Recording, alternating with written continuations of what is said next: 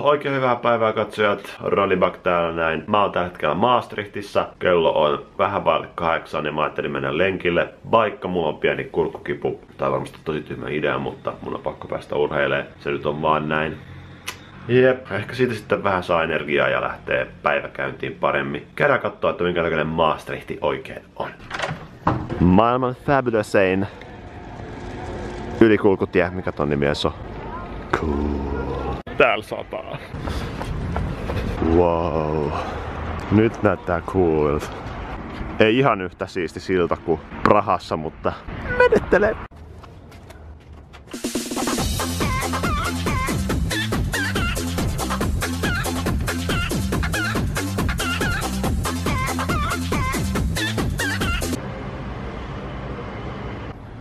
En mä uskalla mennä sisään.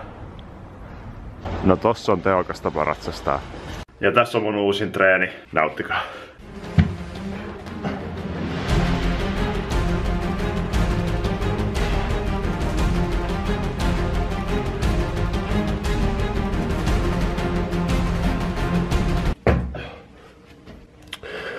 Näkyköhän sitä yhtään?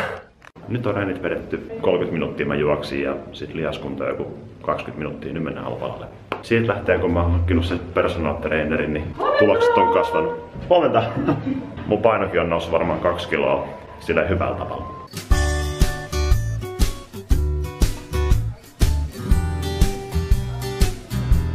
Vähän ollaan ihan aamupala. Ei mun leipää edes näin. No niin, nyt me ollaan täällä tapahtumapaikassa. Meillä on täällä oma piste, missä meillä on tämmönen pakolaispeli käytännössä, että sä asetut syyrialaisen kenkiin. Se on semmonen korttipelityylinen juttu, jos yritetään sitten herättää ajatuksia liittyen tohon pakolaisuuteen ja mitä siinä voi tapahtua. Syyria on itse asiassa yllättävän lähellä Eurooppaa ja sieltä on lähtenyt yli 5 miljoonaa ihmistä pois, joka on niinku yhtä paljon asukkaita kuin Suomessa on. Niin monta on lähtenyt pois siitä maasta pakoon, koska siellä on ollut sota viimeiset kohta 6 vuotta.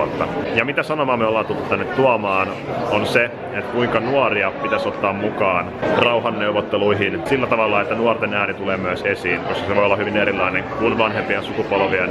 Mutta pakolaisuus on kyllä tosi vaikea kysymys. Ja se, että mä näin, että Syyria on noin lähellä Eurooppaa, niin en ylläty, että Saksassa ja Ruotsissa esimerkiksi on ihan hullusti pakolaisia. Tässä on tämmönen piste, missä voi päättää, että minkälainen äänestäjä itse on. Ja mä valitsin tämmösen Javin, koska YouTube money! Mä valitsin tän tyypin, koska tää on semmonen kaveri, joka keskittyy enemmän bisneksen tekoon ja ei hirveästi mieti, että miten politiikka vaikuttaa mihinkään ja ei usko, että pystyy vaikuttaa asioihin. Oikeastaan se on aika lailla minä. Mä en ole ehkä pari kertaa äänestänyt itse ja mulla on ollut kyllä mahdollisuuksia äänestää vaikka kuinka monta kertaa. Mä en ole vaan kokenut, että mun tarvii. Mun mielestä Suomi on toiminut ihan tarpeeksi hyvin ilman mun ääntä. Mutta ehkä nyt, kun mulla on tää vaikutusvalta, mulla on hirveästi seuraajia. Ehkä se, että mä olisin vähän poliittisempi, voisi myös vaikuttaa aika moneen. Ei se, että mä kertoisin, että mitä pitää äänestää, vaan se, että mä äänestäisin ja tekisin siitä niinku coolia. Varmasti tuun äänestämään tulevaisuudessa ja ottamaan selvää, että ketä mä haluan äänestää.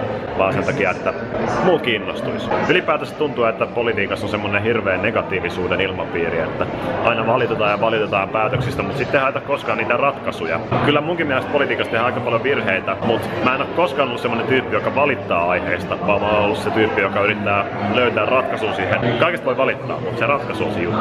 Kuinka monta virallista kieltä on Euroopassa? 9, 17, 24 vai 34? Mä veikkaan 24 kieltä. Ei oo niin paljon. Sininen. Vitsi, oli se 24. Oi käski. Seuraavaksi mä osallistuin Ihmiskirjasto-nimiseen aktiviteettiin, missä oli erilaisia kirjoja eli ihmisiä tarjolla. Erittäin hauska tapa aktivoida ihmisiä keskustelemaan. Ollut kyllä tosi mielenkiintoinen päivä tähän mennessä. Aina on kiva oppia jotain uutta. Kesäkuntoa 2017. Mä olin just tuossa meidän pisteellä varmaan 1,5 tuntia. Juttelin ihan sairasti ihmisten kanssa, mulla ei nyt lähde enää ääntä. Me saatiin EU-kakut ja nyt mä otan kattoo Voices of Refugees -dokumenttia. Toivottavasti se on silmiä avaava. Ja tapahtuman päätteeksi oli tämmönen loppuseminaari, missä oli kaikenlaisia tärkeitä ihmisiä puhumassa EUsta ja sen tulevaisuudesta. Ja mieleenpainuvin lause oli se, että mitään ei tapahdu, ellei synny ensin kriisi, jonka takia on pakko tehdä jotain. When you enter a room, know more than anybody else and read about it. Know everything you can and be willing to learn about it from people who know more than you. Pussi!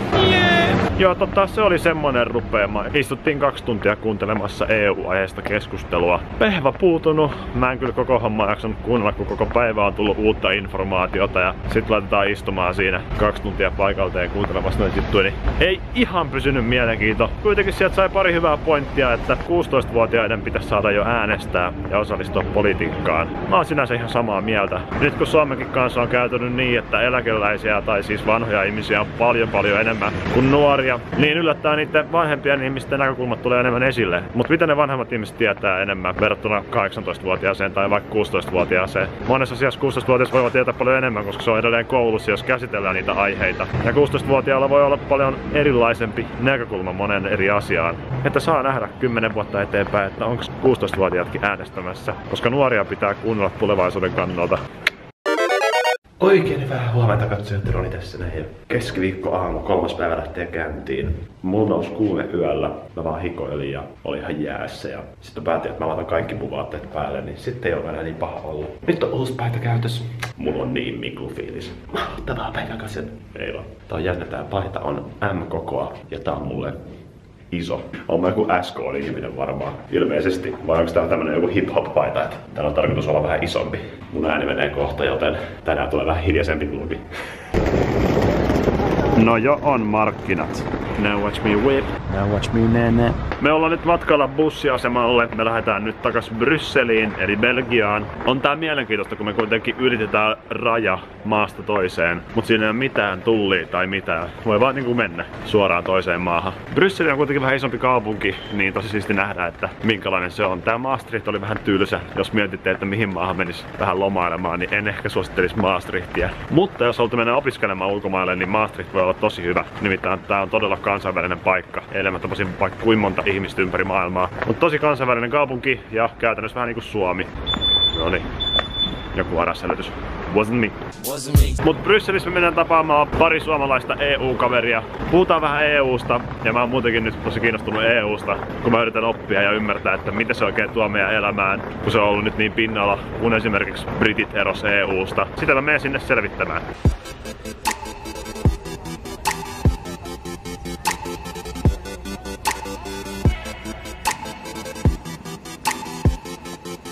Nyt ollaan Brysselissä ja tossa oikealla on myös kultainen enkeli. Belgiassa asuu 10 miljoonaa ihmistä ja täällä Brysselissä asuu about 1 miljoona. Tää on niinku EU-kehto. Täällä on mielenkiintoinen laki ollut aikaisemmin, että mitä leveämpi asunto, sitä kovempi verotus. Niin sen takia kaikki rakennukset on tosi kapeita ja niissä on monta kerrosta. Mikään ihmeen logiikka siinä on ollut. Halus ne niinku korkeat rakennuksia. Kävi jostain vähän safkaa ja menee tonne hotellihuoneeseen.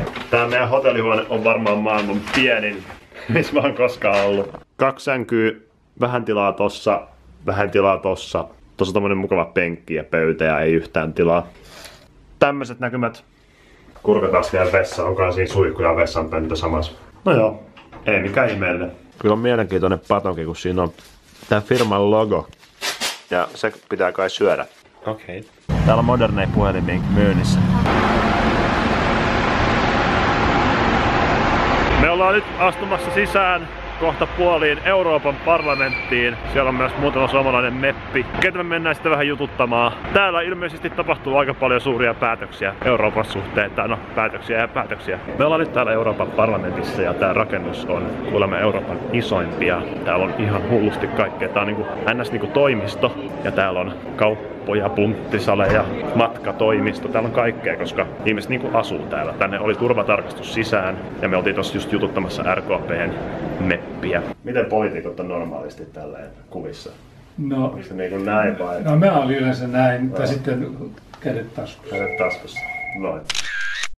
Okay. Kiitos Kiitoksia. paljon. Tosi mielenkiintoista keskustelua, mitä hänen työkuvansa kuuluu. Hänellä oli 4 ihmistä vastaamassa hänen jokapäiväisistä asioista. Ja toiseksi tavattiin europarlamentaarikko Hannu Takkula, joka kertoi tosi avoimesti, miten Trump on vaikuttanut, miten Brexit on vaikuttanut, miten Romanian kriisi on vaikuttanut Euroopan toimintaan. Näin tiivistettynä se ainakin kävi selväksi, että eletään erittäin outoja ja mielenkiintoisia aikoja.